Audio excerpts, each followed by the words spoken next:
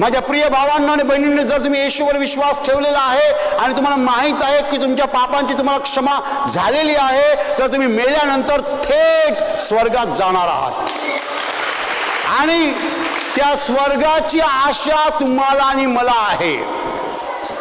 वर स्वर्ग आहे, त्या स्वर्गात मी जाणार आहे, त्या स्वर्गामध्ये येशू आहे, त्या येशूला मी समोरासमोर पाहणार आहे, मी येशूबरोबर बोलणार आहे, चालणार आहे, येशूच्या स्वर्गामध्ये माझा वावर होणार आहे, मी तिकडे अनंत काळ राहणार आहे, हीच माझी आशा आहे।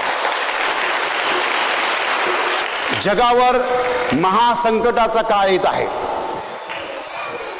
आपण लवकरच महासंकटाच्या काळात प्रवेश करत आहोत। महासंकट म्हणजे संकट, संकट आणि मोठी संकट येत आहेत। दुष्काळ, भूकंप, युद्ध, आकाशामध्ये काही चिन्ह, वादळ, भांडणं, सगळं वाईट जगात येत आहे, येणार आहे। पण हे सगळं संपेल आणि जगाचा न्याय होईल, तेव्हा मात्र जी चांगली माणसं आहेत ती स्वर्गात जाणार आहेत।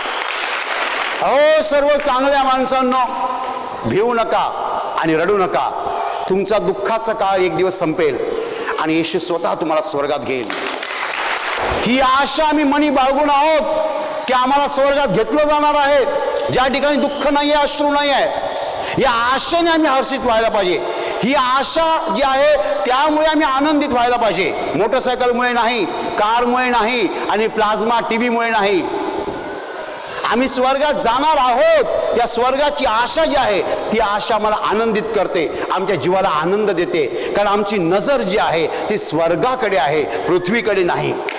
माझ्या प्रिय भावांनो आणि बहिणींनो, आपल्या सगळ्यांना एकच आनंद देणारी गोष्ट आहे आणि ती म्हणजे स्वर्गाची आशा।